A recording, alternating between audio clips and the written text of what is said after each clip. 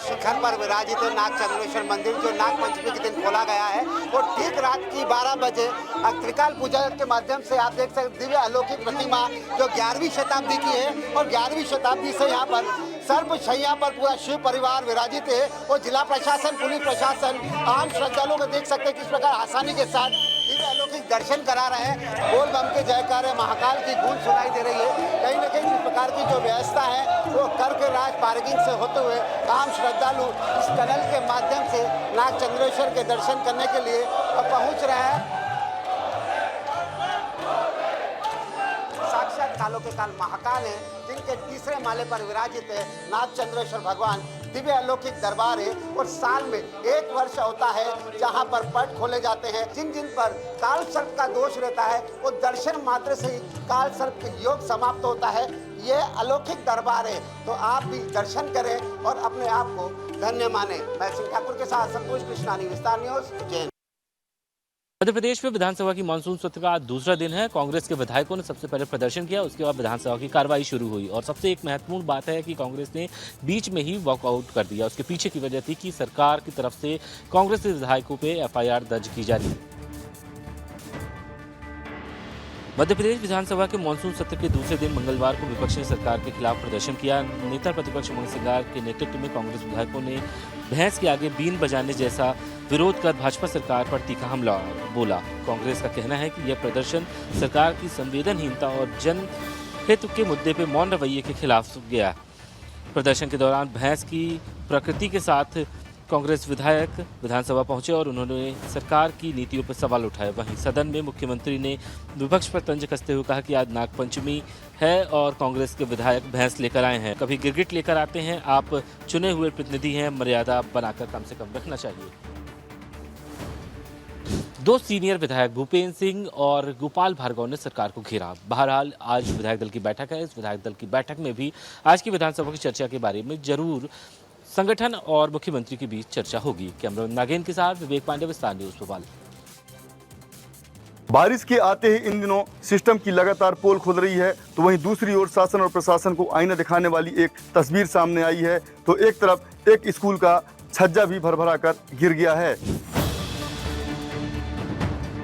ये तस्वीर डिंडोरी जिले के बजाग विकासखंड में सिंगार सत्ती एकीकृत माध्यमिक शाला की है, जहां पर बिल्डिंग का छज्जा बारिश में भरभरा कर गिर गया।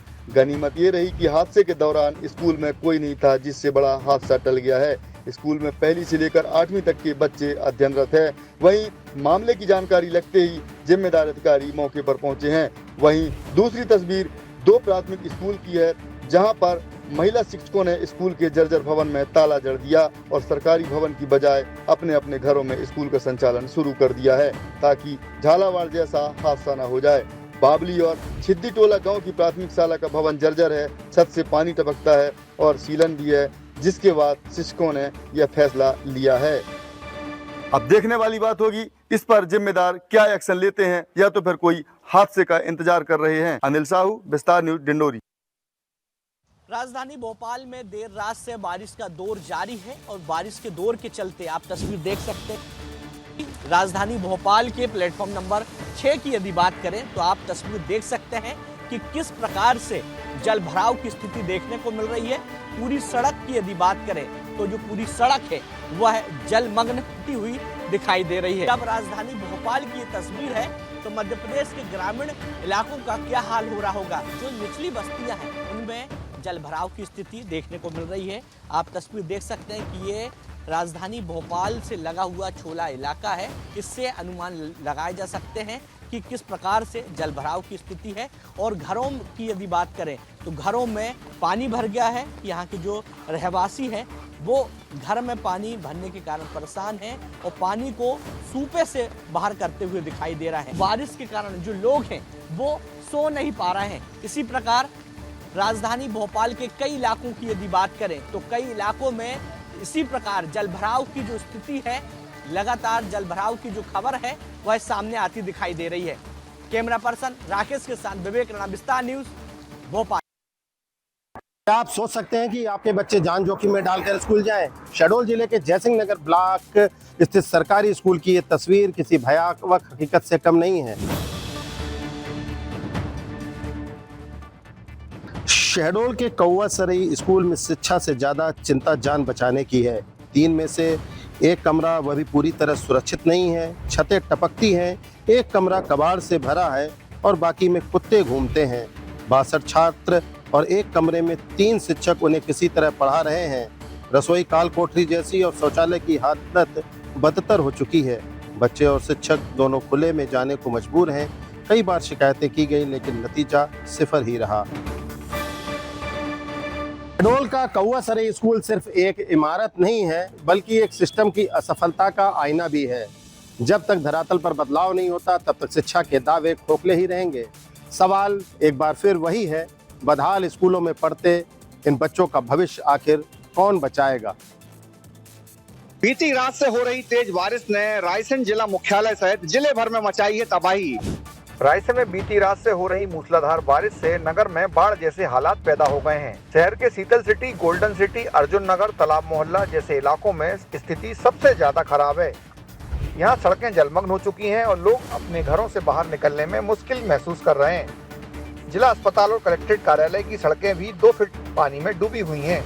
दूसरी ओर जिला प्रशासन ने बारिश की स्थिति को देखते हुए सभी स्कूलों की छुट्टियां घोषित कर दी हैं। प्रशासन का कहना है कि जन सुरक्षा सर्वोपरि है और लोग अधिकतर घरों में ही रहें। मौसम विभाग के अनुसार अगले 24 से 48 घंटों तक रायसेन और आसपास के क्षेत्रों में भारी बारिश का अनुमान है।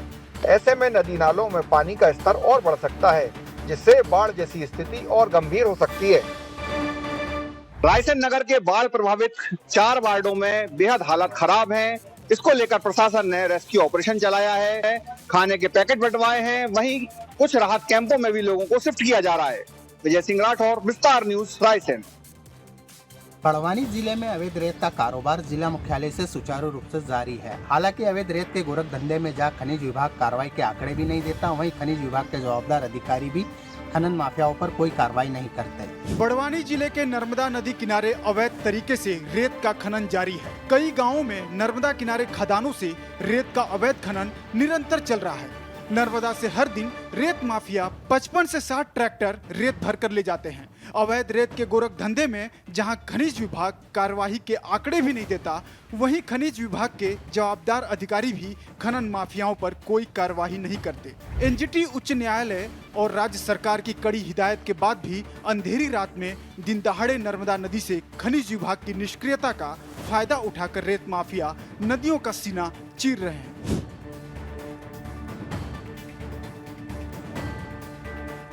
जिले के पिपलू, बगु, खेड़ी, नर्मदा किनारे अवैध तरीके से रेत खनन अब भी जारी है।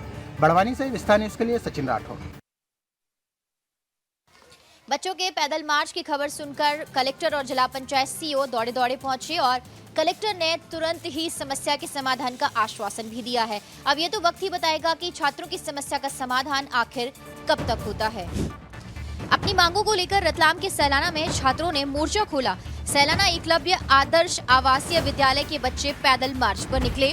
बच्चों की जिद थी कि वे 30 किलोमीटर का सफर तय करके कलेक्टर साहब से मिलेंगे और अपनी समस्याओं से रूबरू भी कराएंगे। छात्र अपनी समस्याओं को लेकर पैदल ही निकल पड़े।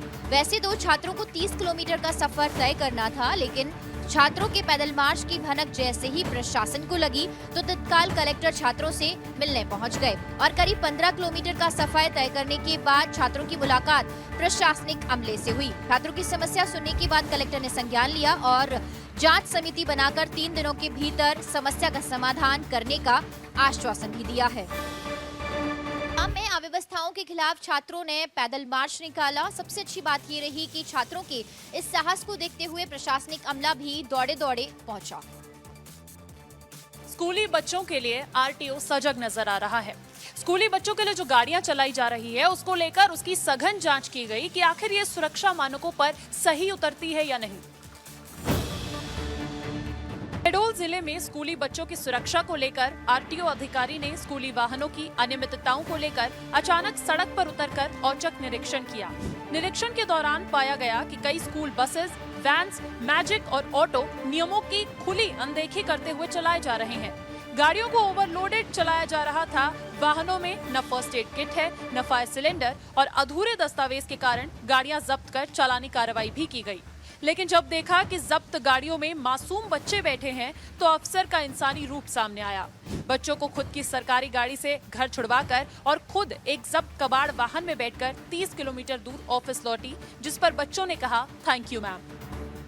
लेकिन जिस तरीके से स्कूली बच्चों के लिए चलाए जा रहे वाहनों में सुरक्षा मानकों की अनदेखी की जा रही है, ऐसे में समय समय पर इस तरीके की जांच की आवश्यकता हो जाती है।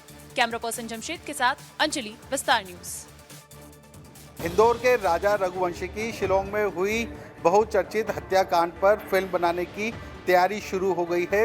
मुंबई के डायरेक्टर ने फिल्म का नाम रखा है honeymoon in Shillong. Raja Raghuvanshi director का नाम SP निम्बावत है। इस मूवी को प्रोड्यूस AR सर कर रहे हैं और जो इसके कास्टिंग डायरेक्टर है वो आकाश शर्मा है। तो जो राजा रघुवंशी का हत्याकांड हुआ है इस पर पूरी फिल्म बनाई जा रही है और राजा रघुवंशी के परिवार से डायरेक्टर बात भी कर चुके हैं। तो इस फिल्म का उद्देश्य यह है कि जिस तरह से ये घटनाक्रम हुआ है ऐसे घटनाक्रम अब देश में और ना हो, इस वजह से यह फिल्म बनाई जा रही है। फिल्म में बॉलीवुड की स्टार कास्ट को लिया जाएगा, बड़े एक्टर इस फिल्म में शामिल हो सकते हैं। इस घटनाक्रम से संबंधित हर एक बात बताई जाएगी।